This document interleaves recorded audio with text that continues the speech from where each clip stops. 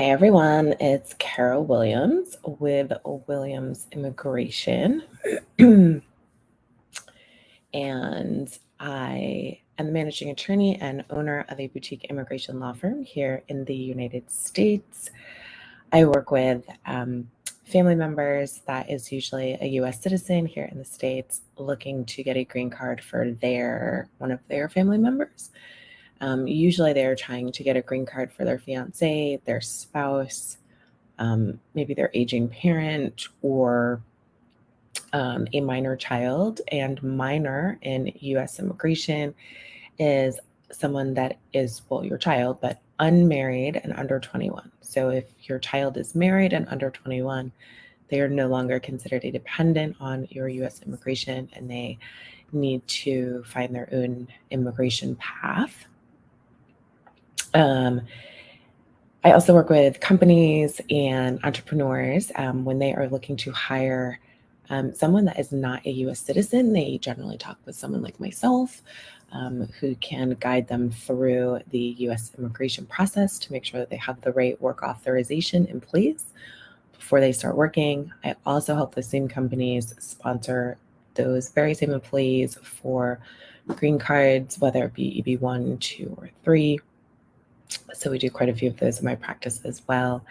And I am an immigration lawyer. I am also a former USCIS Adjudications Officer, and I used to work at headquarters for the agency in Washington, D.C. So as you guys know, I like to come live, usually during the evenings before dinner, though, because y'all know once I have dinner, it's a wrap, I'm done.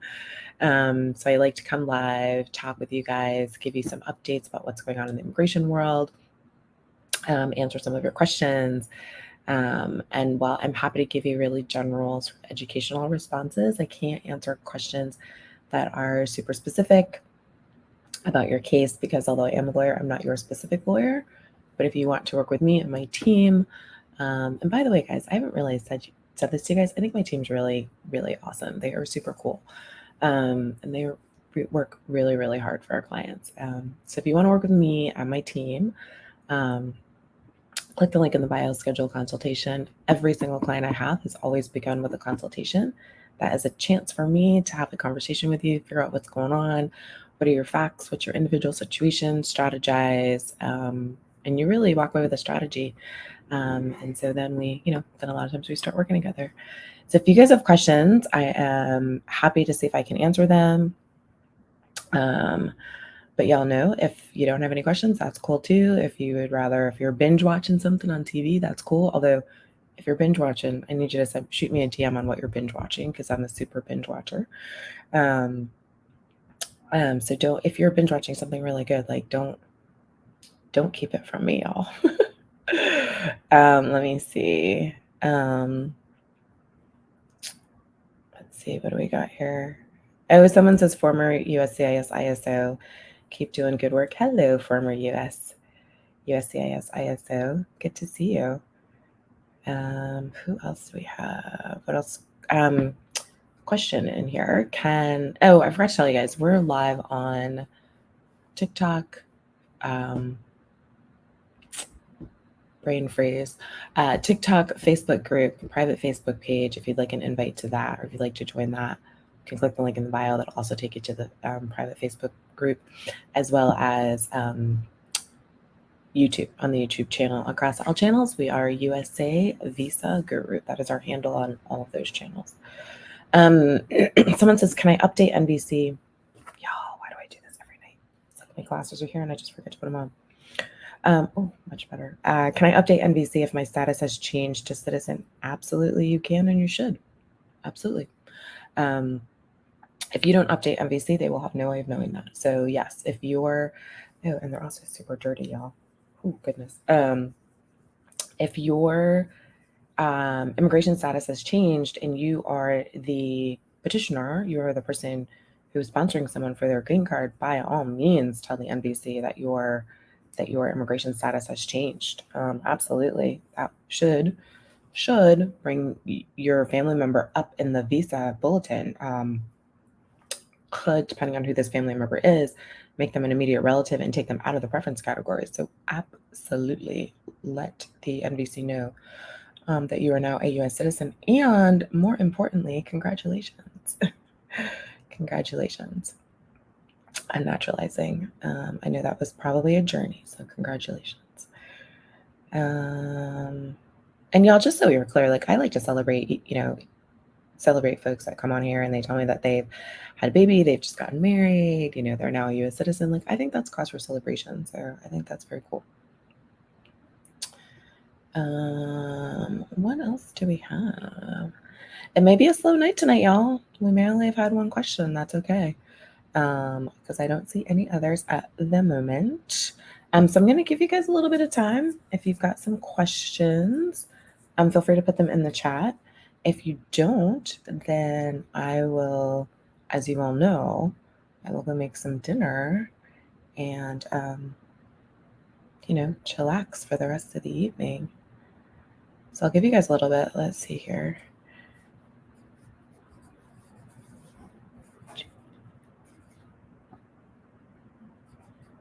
Let's see here. What do we got? I feel like y'all are binge watching some really good stuff and you're just not telling me about it. That's a little disconcerting. So I will say last night and tonight I came on a little bit later to capture some folks from the West Coast of the US. I got a request to go on a little bit later to capture some of those folks. So I know for my East Coast people, this might be a little bit late. But I did come on a little bit later tonight to capture my West Coast folks. But for real, if y'all have questions, let me know. ER nurse, salute to you. What you do is absolutely amazing. So thank you for helping people when they are not feeling their best. I appreciate you. I appreciate what you do. Let me see here. Next question is, my brother had his asylum interview 2 years ago, but no decision on his case yet. Is this normal? To be honest with you, I have no idea. My office doesn't handle asylum work, so that could be normal. It could be completely abnormal. It could be somewhere in the middle. I don't know. But if you're not one of my usual live folks, I am perfectly comfortable telling you that I don't know some things. And asylum is one of the things I don't know. So unfortunately, I don't know if that's normal. I wish I did. I wish I could kind of help you out with that. But processing times, I always say this, processing times are always dependent upon the type of case being processed, the type of case that you have that was filed, but also the office that is processing that case, or the particular consulate that is processing your case. Those two things are paramount when it comes to how long your case is being processed. So if you go on the USCIS website, this next bit doesn't apply to the consulates, but if you go on the USCIS website and you scroll down and you click on, status or whatever, and you pick your form, you pick any form, whatever, in any office, it'll tell you what the information they're giving you is for, roughly 80% of that caseload. There's always going to be outliers where things go super fast or things are going super, super slow, right? So they're giving you that, that kind of like middle 80%. But part of the reason I think they do that is because they've got to take into consideration, in some cases, not all, but in some cases, all these other offices, right? Because they just mash them all into one big processing time. Now, if it's just for one particular case type out of one particular office, then, you're getting roughly what the majority of, the amount of time the majority of the cases are taking through that office for that particular type of case. So just, keep that in mind, like processing times change, y'all. Processing times absolutely change. Towards the end of the year and during the summer, I will tell you, because I know this, when I used to work in the government, right? We had what we called use or lose vacation time. And it is exactly what it sounds like. You either use it or, it won't carry over until the next year. So a lot of people in the agency, just like outside the agency, right? They would take vacation in the summer when their kids were out of school, or they would take vacation at the end of the year when they wanted to spend time with their families during the holidays. So processing times tend to slow down a little bit during the summer and the end of the year. I tell my clients that all the time. And so that's just something that you also need to keep in mind. Now, do they slow down enough that CIS thinks it's necessary to change, update, and change processing times? Sometimes yes, sometimes no. It just kind of depends. But keep that in mind. Keep that in mind. The same way that you and I like to take time off during the summer or during the end of the year, so do the folks that work at immigration. They are people, they are human, they have families, they have friends, they want to see them just like you and I do. So keep that in mind. Matthew, Matthew, you're very well. I'm always going to tell you if I know something or if I don't know something. Like it does me no good. I'm not here to, sort of hide the ball and play those games with y'all. So I am sorry I don't know, but I want to be upfront and honest with you that I don't know. Let me see here. Hello, Ms. Wright. I love that name, by the way. Petition to waive conditions for 2-year card submitted, separated, and getting a divorce. I feel like there's more to this. Any impact? See, I need that. Any impact? Sometimes I can read your minds. Any impact on getting the 10-year green card? So potentially yes, potentially no. So I'm going to sort of unpack your question for people that may not quite understand it. So when you get married to a U.S. citizen and you are not a U.S. citizen, and you file that application, U.S. citizen spouse files that green card application. If that application is processed and approved within 2 years of you being married, then what you get is conditional permanent residence. I tell people to think of that as temporary permanent residence or conditional permanent residence. The legal phrase is conditional permanent residence, but no one walks around talking about, ooh, conditional this, conditional that, like whatever. I think of it as temporary, right? Temporary because your card's only valid for 2 years. Your green card's only valid for 2 years. What you want ultimately is a 10-year green card. A 10-year green card signifies that you have true permanent residence, that is an indefinite status, assuming that we are not, committing crimes out there and we're being placed in deportation proceedings and we didn't lie and it's being, revoked. We're like assuming we're not doing all the things, right? Assuming we're not doing all the things.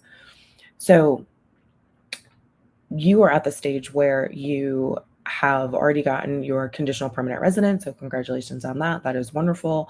You're also at the stage where you unfortunately are getting separated and getting divorced. Well, I'm sorry to hear that. But some good news is that the law, immigration, they're people. Like the people that create the laws are people. And so there's no expectation that marriages last forever, right? The Immigration Service knows that marriages sometimes don't last. So I'm very sorry to hear that your marriage is that y'all are separated and you're getting divorced. That is hard. That's just hard.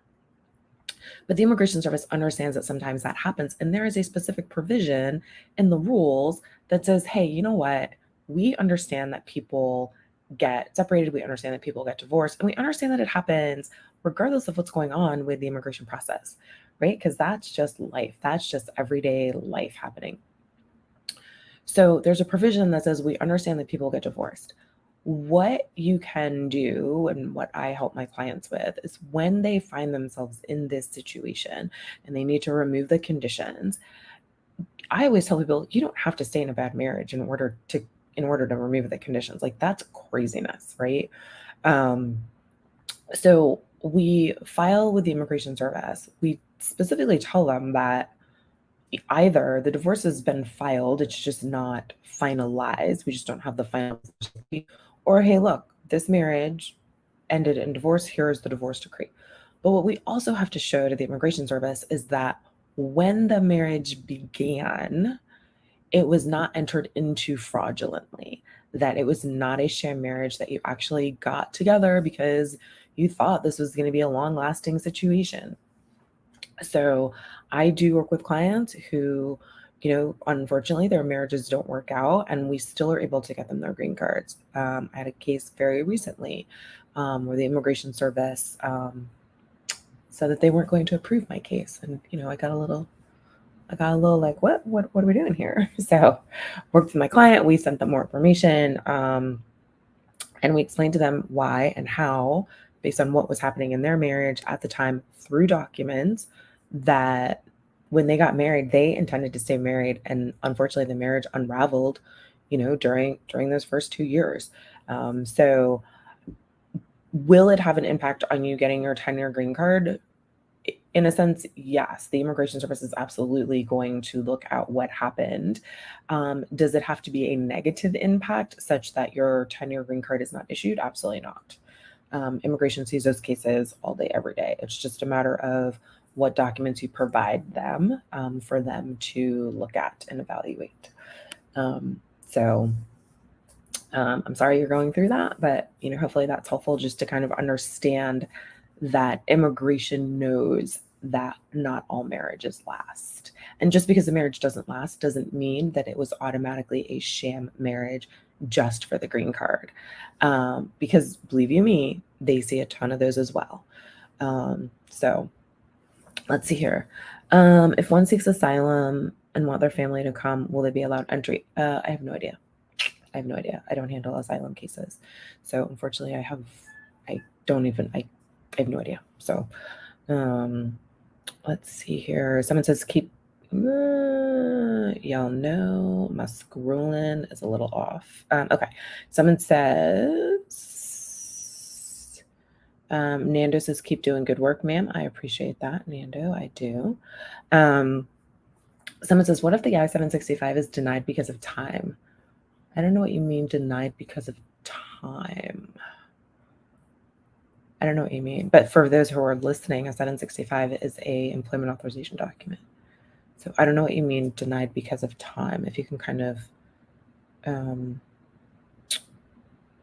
add in a few more details. I'm not sure what you mean by that. Let's see here. I've got proud U.S. soldier here. Thank you for your service. Thank you for your service. I know several people in the armed services, and the work that y'all do is absolutely positively amazing. So thank you for your service. Oh, I see what you're saying. What if the 765 was denied because of time? I applied early. You can reapply. So any work authorization documents, there is a time you can't apply. There's always a timeline when you can apply. Sometimes the timeline is you can apply whenever, right? But for some things, especially work authorization, there is a very specific timeline of when you can file. So if you file too early, you just have to file within the correct timelines.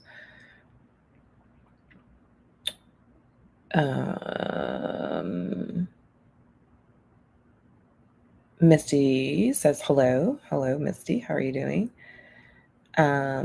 Let me see here. You think 13 years is a fraud marriage? What do you mean 13 years? If someone's been married for 13 years, what do you mean? Give me a little bit more info on that. I'm not sure what you mean. Filed to remove my 2-year condition, which was approved. Congratulations. Y'all know we like to celebrate approvals and good news here. So that's awesome. I think Shanika, I think is how you pronounce your name. So I hope I got that right. Filed to remove my 2-year condition, which was approved, which is awesome. At what time should I file for my citizenship? So whether to apply for your citizenship is totally up to you. The timing of applying for citizenship. So your 2-year condition tells me that you're married to a U.S. citizen. If you are still married to that U.S. citizen, you can apply for your citizenship 3 years after receiving your conditional permanent residence. So if you're married to a U.S. citizen, you have to have been married you only have to wait 3 years before you can apply for your citizenship. Your time in conditional permanent residence counts towards that 3 years. So I don't know how far out past you are. I don't know how far out you are past your conditional permanent resident original grant. and when that was originally approved. But if you count 3 years, assuming you're still married to the same U.S. citizen, you can apply then. If you are not still married to that person, you must wait 5 years. That is the usual time. So you must be a green card holder for 5 years. The must be a green card holder count can include when you were a conditional permanent resident. So completely up to you whether you file, but that is when you can file. That is the rule surrounding when you can file. Let me see. So I hope that was helpful. I think it's eternal, maybe. I think maybe I'm pronouncing that. There's an accent over the E in the beginning, so sorry if I mispronounced it, but you're saying hello, so hello. How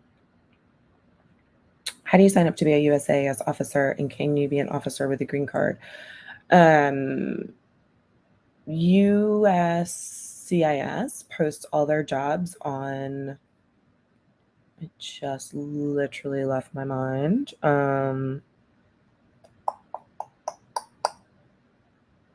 USAjobs.gov, maybe? Let me see here. I feel like that's way too easy, though. Let me see. Am I right? Oh, look at that. I'm right. So the federal government's jobs are all posted on USAjobs.gov. So if there are openings for adjudication officers, they are on that site.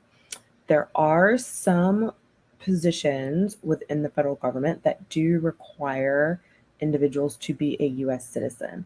I do not know if being a U.S. citizen is a requirement for a USCIS officer position. That I don't know. But if you go on usajobs.gov and you find a position that you like, that is interesting to you, it tells you, it gives you all the criteria. So it'll tell you whether or not you must be a U.S. citizen for that role. But there are absolutely some positions within the federal government that require you to be a U.S. citizen. How long is too long to wait for a response from USCIS after submitting your medical for your green card? So there is no specific time for the Immigration Service to respond to family-based green card applications. For employment-based green card applications, if you file using premium processing, they try to respond in the same time that it originally took them via premium processing.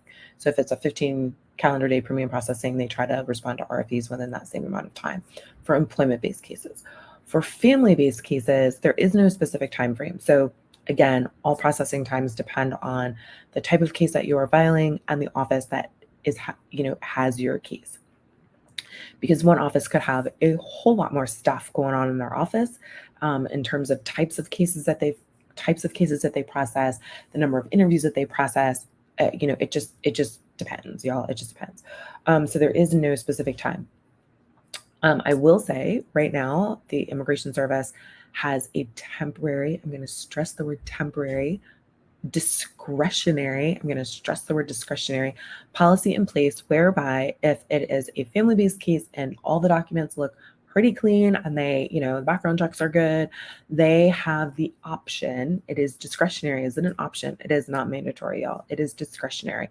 They have the discretion to not have an interview. What we have been seeing for quite some time now is if they only are asking for the medical, chances are what we are seeing is that you probably won't be called in for an interview.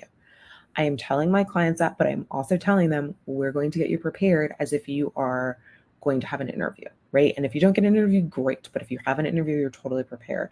So I suspect that is why you're asking this question about how long is too long to wait for a response from CIS after submitting the medical. There really isn't a time frame. Now, let's say, if you've been waiting like 3 years, that's the only thing you're waiting on, that I'm going to say that's too long. If you've been waiting 6 weeks or 6 months, probably not so long, right? And I know that we want everything done in immigration like yesterday. That's just not going to happen right now. And frankly, in my 20 some years of practice, yesterday has never been an option in dealing with the Immigration Service. So hopefully that is helpful. EAD submitted before 150 clock, ? Based on asylum. Is that a problem? I have no idea.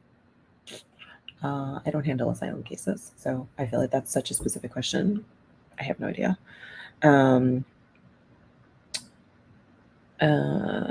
What do you do if your wife abused you? So completely depends. You could be eligible for VAWA, which is the Violence Against Women's Act. Although it has women in the title, men can absolutely use the Violence Against Women Act and file for green cards using that. I generally don't handle VAWA cases in my practice. I usually refer those out to other attorneys that I know who do VAWA cases all day, every day. So that's just not something I tend to deal with, but I do know that Violence Against Women Act exists. You can certainly get a consult, and I recommend that you work with an attorney if you think you have a VAWA claim and you think you're eligible for a VAWA.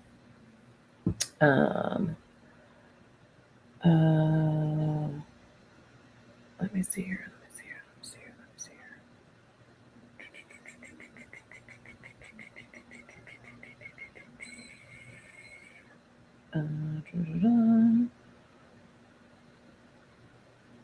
If I got my VAWA green card and still married, when can I file for U.S. citizenship? Because there is a VAWA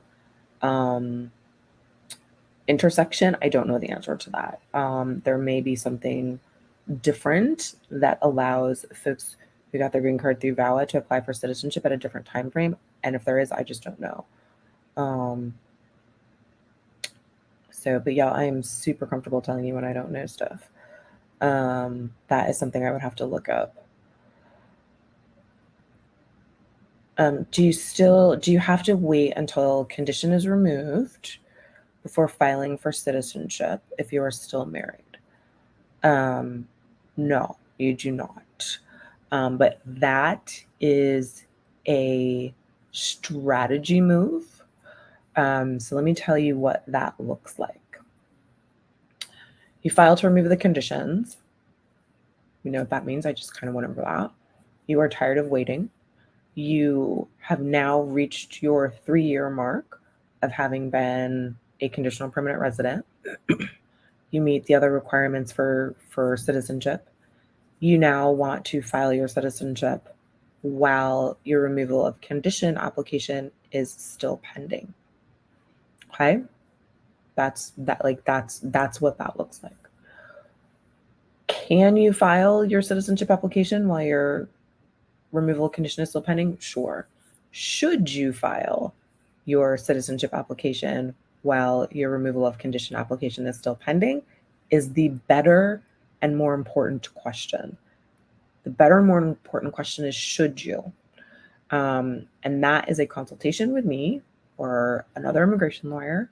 But that is a strategy-based question. So when I have someone come to me and they tell me that's what they want to do, or, I'm looking at some of my own clients' timelines, is it a clean case? Does it make sense? Because y'all, while you can file that citizenship application, they're not going to process the citizenship application first.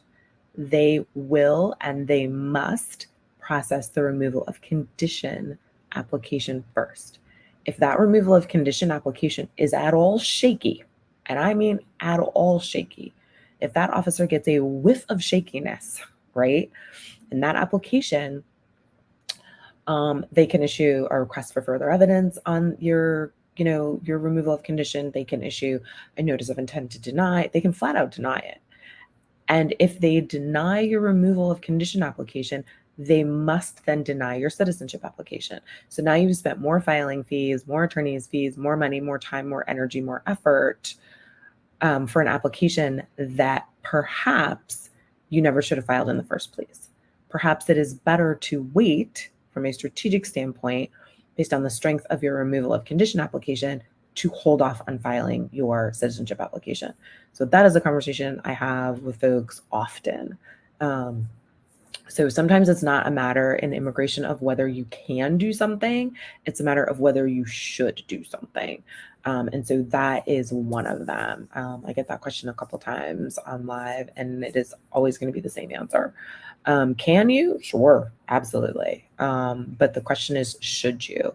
Do you have a strong enough application where we're fairly certain the Immigration Service is going to approve the removal of conditions, and then oftentimes in the same interview they will then do the naturalization interview, so you kind of get a twofer, right? You get kind of 2 for 1 there in terms of your interview. But if that removal of condition application has anything going on in it that I think let's wait, then my clients and I, we wait.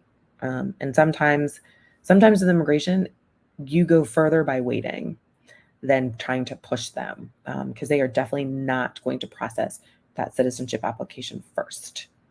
Absolutely not. So I hope that is helpful. My case has been pending since November 8th, 2021. I got my work permit and advanced parole. I'm assuming we mean a green card case. I'm assuming further that you're wondering if that is beyond the processing times, if that is too long. And the answer is I don't know. It will depend on what type of case you filed. I don't know if you filed an employment-based green card case. I don't know if you filed a family-based green card case. That is a consultation question. So an adjudication officer within the Immigration Service is someone, there are a variety of positions and a variety of what they can do. Some adjudication officers look at cases and look at the cases. Some work on policy. There's a variety of things that they can do. So I hope that answers that. Let me see. Hi, if my husband moved to a different state for work, will that affect my case? I'm assuming we are talking about a green card case. I'm also going to assume that the husband is the sponsor. If he has moved to a different state for work,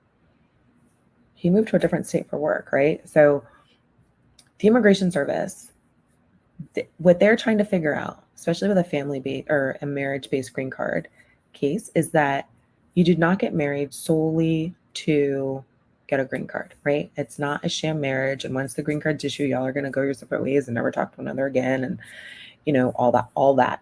They're trying to make sure that that is not what's happening here, okay? So if your spouse moves to a different state because of work, that makes sense, right? There's tons of spouses that don't live together because one has a great job in another state, or maybe they couldn't find a job with their specific skill set in their state. They moved to another state, they got a job. That's fine, right? But you have to explain that to the Immigration Service, right? And you've got to explain it using documents. So I tell my clients their job is to live their life, however they feel free to live their life. My job is to explain to the Immigration Service why how they are living their life actually meets the requirements, and it's not a sham marriage, right? So one of my biggest wishes for my clients is when they hit their first anniversary, their second anniversary, their third anniversary, their 18th or 20th or 30th anniversary, they're not thinking about me. I don't want them to think about me and say, wow, well, we only did X, or we only honeymooned at this time, or we only did this because Attorney Carol told us to. Nope. I want you to live your life the way you live it. If your spouse is living in a different state, cool. If that's what works for your marriage, cool. Do that. It's my job to explain to the Immigration Service why that's okay, why that makes sense in your specific relationship. So could it affect your case? Sure. The immigration officer is going to ask. If y'all roll into your interview and you've got 2 different addresses and you're paying utilities at 2 different places, if that immigration officer is well trained and does their job well, they better ask. Like, I would be shocked if I went into an interview with a client that were, and they were living in separate states and the officer didn't ask. I'd be like, what in the world is going on here? Absolutely, they're going to ask, right? It's up to you. And if you have a lawyer, it's up to you and that lawyer what happens after they ask. Are you prepared to answer those questions, right? Are you prepared to tell your story? Like, why are y'all living in separate states? Right? And are you prepared to back up with what you're saying with documents? So yes, the immigration officer will absolutely ask about that. If they don't, I would be shocked. Scrolled up too fast.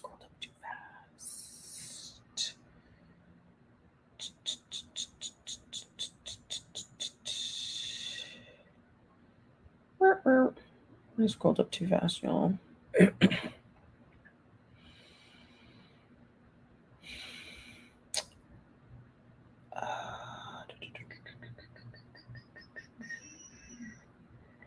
Oh, y'all, I am starving, so I can already tell we're probably not going to get through all these questions tonight because I scrolled up too fast and I can't tell where we are.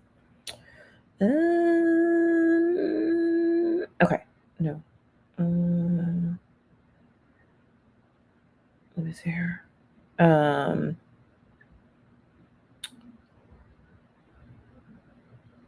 My parents are at the finish line, but my mom really wants to see my aging grandfather. Any options? I don't know what you mean by at the end of the finish line. I'm going to assume it's a green card. I do not know. But that sounds like you need a lot of strategy. Maybe not a lot, but some strategy. And I would need more facts. So that's a consultation. I don't know. I don't know why your mom hasn't left the country. I don't know if she shouldn't leave the country. I don't know if she hasn't left the country because she's got sort of some bad advice. Maybe she's not leaving the country because she had some very good advice. So I don't know. That's a consultation. And if y'all want to work with me and my team, and I haven't been saying this, and I really should though. I think my team's fabulous. I think the folks that work with me are really, really fabulous, and they really take care of my clients. Click the link in the bio. You can schedule a consultation. Everyone that ever works with me always starts with a consultation, so that I can figure out what's going on. My case is still under actively being reviewed, and I've submitted my case for 2 years. Still no. That could absolutely be the case. Meaning it could be what it is. It could be within the processing times. I don't know what kind of case you have. Yeah, that, and y'all always have a lot of questions about processing times. That is one of the benefits of working with an attorney, is that when you have these questions that keep you up late at night, like processing times, is this taking too long? Should I be freaked out by this? It's really easy to get for my clients to get on the phone with me. They have their own client link that they schedule all the calls. And they ask these questions, right? But I've pulled the processing times before we get on the phone, and I'm like, you know what? Processing times right now are 22 months. Our processing times right now are 36 months, and that depends on the type of case. Sometimes people forget when we talk about processing times, or processing times, like I've said, are fluid, and sometimes they become longer. So for 2 years, I don't know if that's normal, because I don't know what kind of case you have. If you are in a family-based preference category, I don't know what that is. So yeah, 2 years could absolutely be right. It could be right on target, or it could be wildly off. I don't know. So, we got to kind of, I would have to, do a consultation to know what kind of case you have, where it's filed, where it's pending, all that good stuff. Sort of a follow-up. Someone says nothing's wrong with him, and besides he's getting really old and frail and doesn't want it to be too late. I definitely understand where your mother is coming from in that respect. And that's a tough place to be in, because you don't know. I would say, honestly, I don't know. That requires strategy. So I would say schedule a consultation, and then I can really dig in, and see whether or not your mom can travel. And again, it could be that she has some really great information already. And I may say the same thing, which is don't travel. Or I may say you can travel, but here are the risks. And I'm going to tell you, so the immigration rules for this issue right here, when you've got a family member who's outside of the country who is getting older, or you have a family member who's sick, or there's a wedding that you want really, like a huge wedding in your family, that means a lot, in terms of your culture and traditionally. And sometimes, a lot of times, if you leave the US, you basically give up your entire green card application. And that sucks, y'all. And I get it. But that happens to folks every day. That absolutely happens every day. So again, I would say schedule consultation. I'm happy to see if there's an option for your mom to leave the country. I don't know. Da, da, da, da, da, da.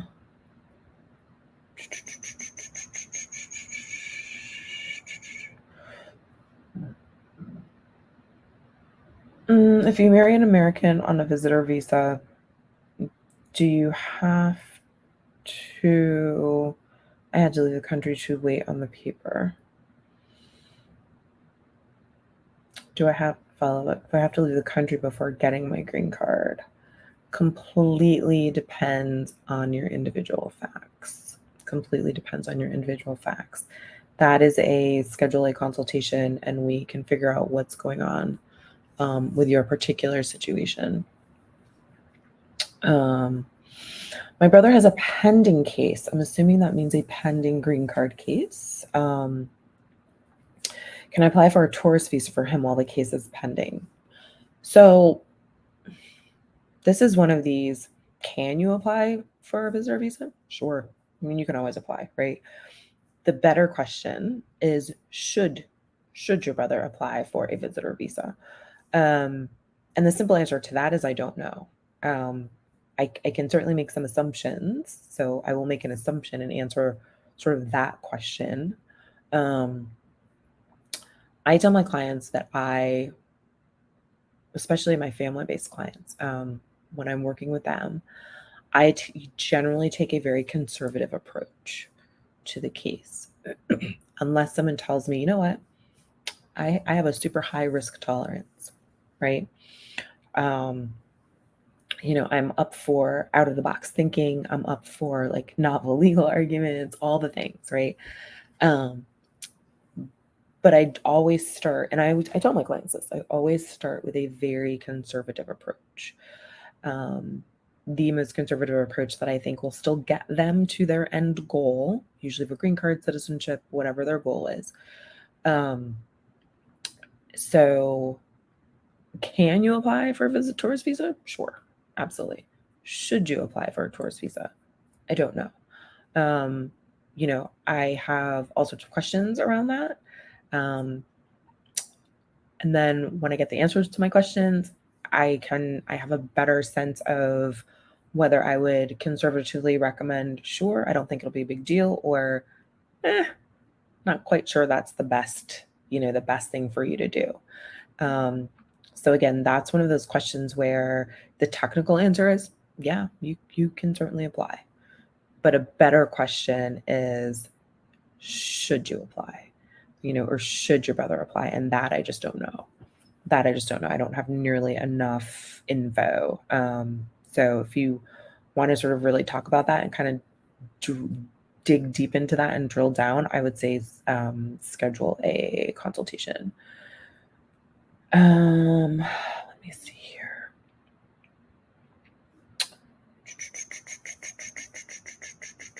They told me to wait for my inquiry, which is 11/23. I think they're going to give me a decision in this month. I have no idea. So what USCIS does, they have an online system, uscis.gov. You can go there. You can check the status of your application. For instance, we're going to throw out some dummy dates here, right? If you filed let's say October 1, right? And the current processing times listed on the immigration site are, we're going to be super conservative here. We're going to say 6 months, right? Filed October 1, processing times are 6 months. If you are calling them on November 1, a month later, asking, what's the status of my application, they're going to tell you, you need to wait at least 6 months. And so that's what they were doing. But now they have like a whole calculator online, right? And this calculator, you punch in some data and it says, listen, like on the back end, it sort of percolates this. Okay, no. Processing time for this is 6 months. You only filed 30 days ago. Of course we haven't looked at this yet. So here is your inquiry date. You can reach out to us after this date. And really what they mean is, don't call us. We'll call you if it is before this date. That's really what they mean, right? So what that inquiry date does not mean is that as of that date, you can expect some sort of correspondence from them. What that inquiry date means is it generally correlates with the processing times. So it really means that on that day, you are technically behind schedule, which they get, but chances are your case has been taken off the shelf and put on someone's desk for processing and adjudication. That's what those dates mean, right? So the processing dates are, if the processing date is 6 months, which I don't know anything that's 6 months right now, but again, just for illustrative purposes, if it's 6 months, that means someone goes and pulls your file off a shelf, whoosh, puts it on someone's desk. Doesn't mean you're going to it doesn't mean they're going to look at your case tomorrow. It just means it is now in the queue on an individual person's desk.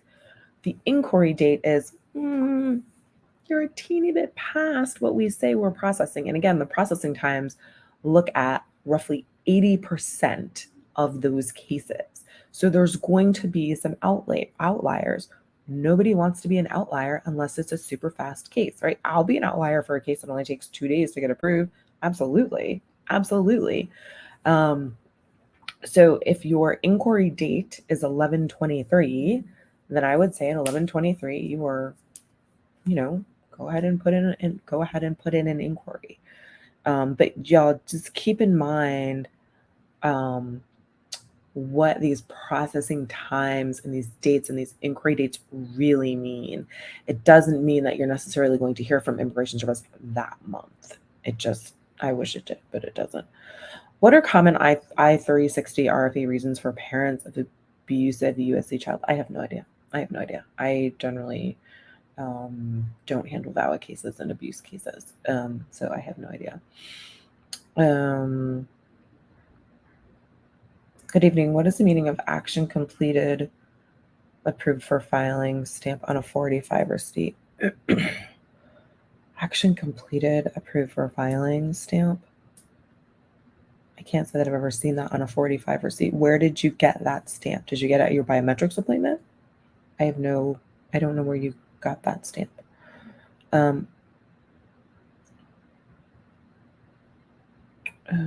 We handled that question.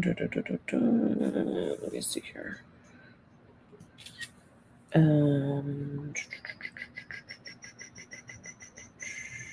And for those of you sending me roses, I appreciate that. Thank you.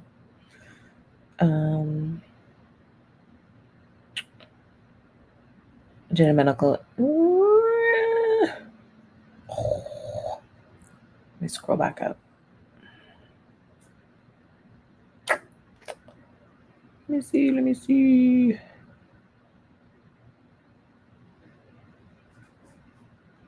Someone told me I need to post more on TikTok. I would agree with that.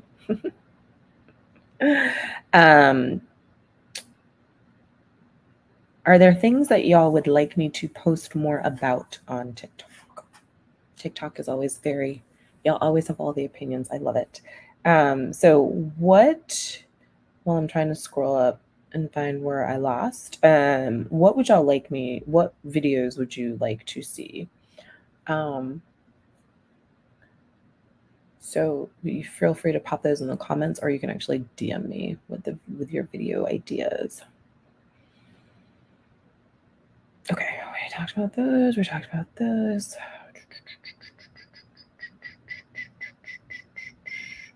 I did a medical exam 2 months ago with immigration. What happens next? Do you mean you did your medical 2 months ago and you sent them the medical report? If that is the case, if they sent you an RFE for it, then you wait. You just wait for them to finish processing. Or you wait for them to process and then send you an interview notice, assuming we're talking about a green card case.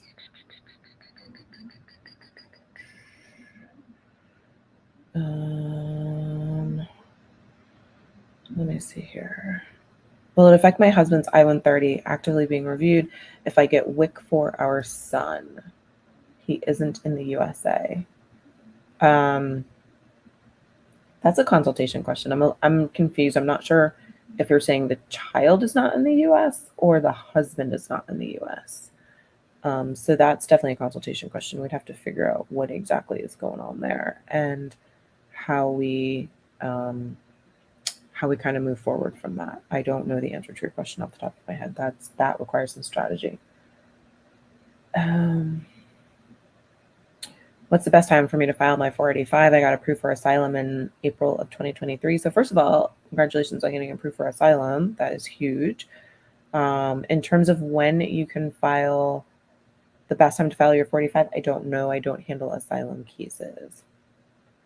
I seem to recall there is a waiting period, but gosh, that's like from 25. That's from over 20 years ago when I was back in law school doing the immigration clinic. So I don't know. Yeah, I don't know.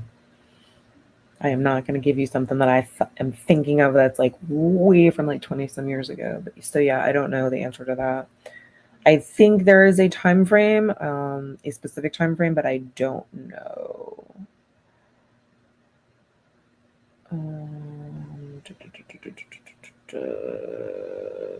Let's see.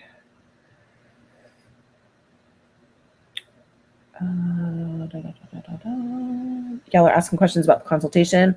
If you click the link, it'll give you all the info you need on how to schedule it. You can pay for it online, all the good stuff.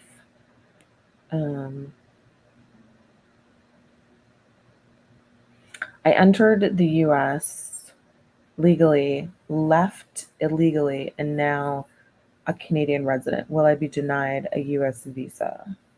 I don't know what you mean by left illegally and now a Canadian resident. That's a consultation question. That brings up a whole lot of questions.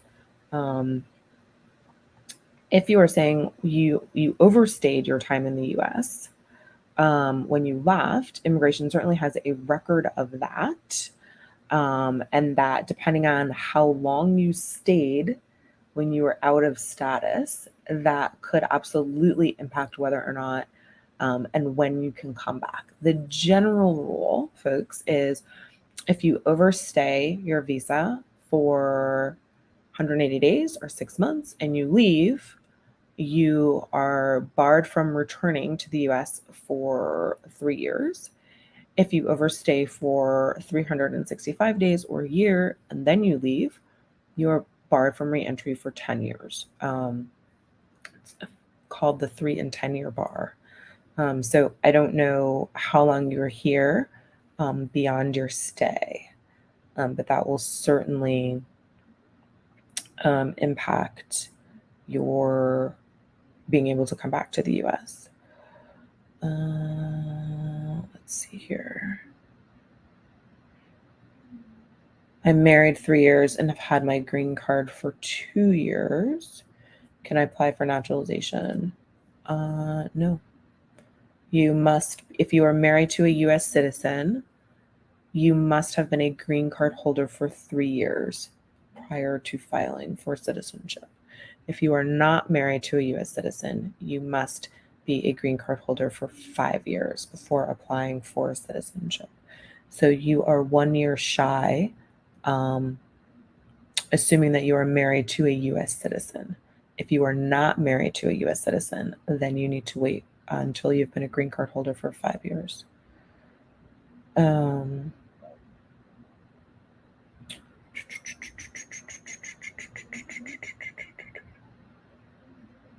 Does USCIS make mistakes with tracking numbers? I live in New York, but somehow my card is in Cali. The short answer to this is absolutely. USCIS makes mistakes, but they're human. Everybody makes mistakes. So yes.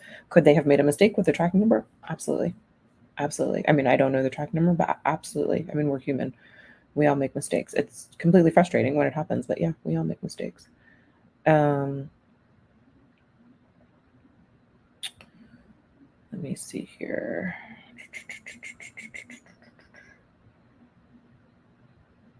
Can I apply for my sister to adjust for adjustment of status, and how long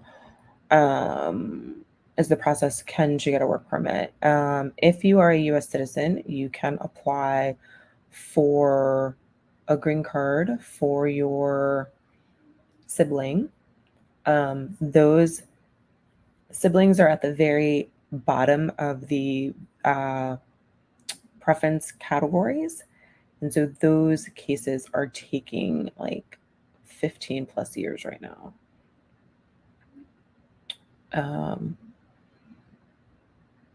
But yeah, I mean, you can make that. I mean, that's just the first part of the application. That's even before you get to the adjustment.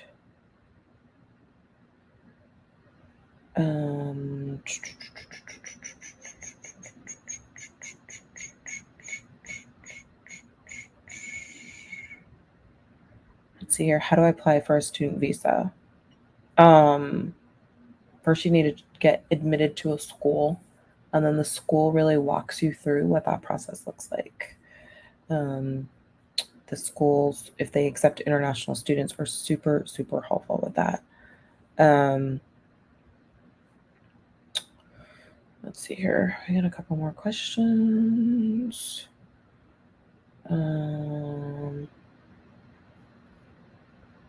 What do I do in cases where they made a mistake and shipped my card to the wrong address? You've got to reach out to USCIS. You can call them. You can do it online, and let them know that the card was sent to the wrong address. Provide them with the correct address. Hopefully they will get that rerouted if it hasn't been delivered yet. What's your take on fiance visa versus marriage green card petition? Some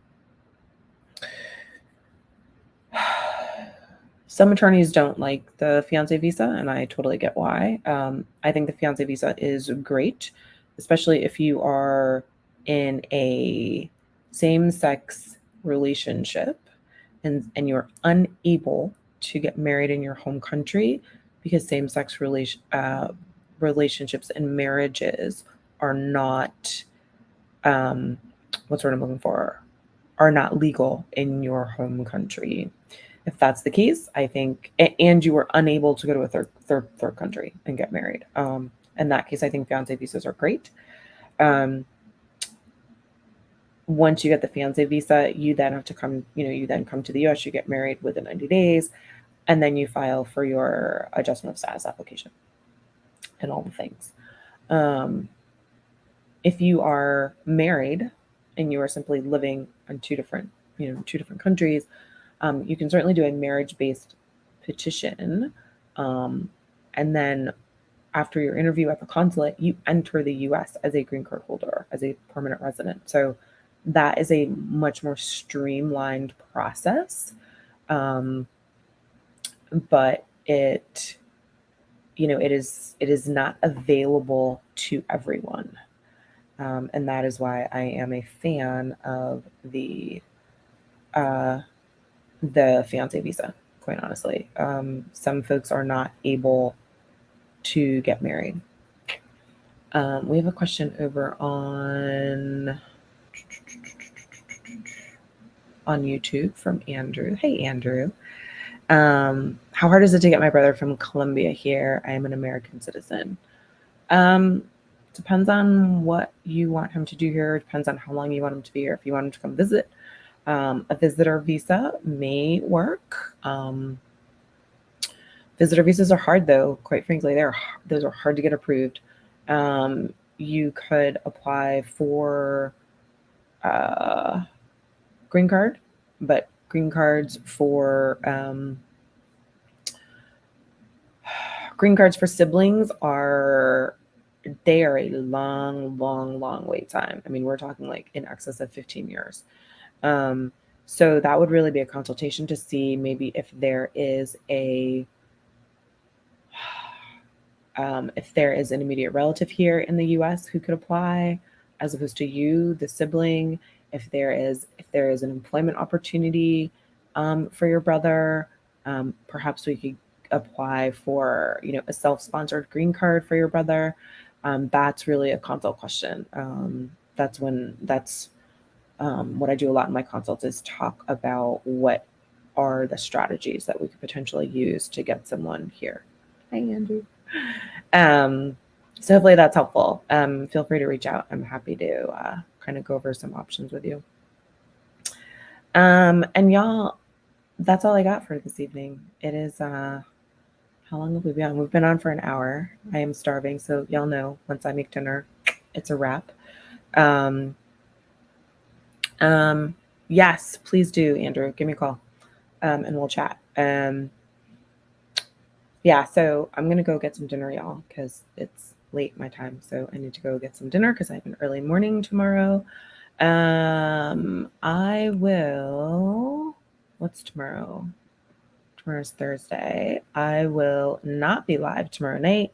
I am going to support a friend with the opening of her new office, and I have a late afternoon meeting. So I will not see you all tomorrow, but hold your questions, or if some of my colleagues are live tomorrow, you can certainly ask them as well.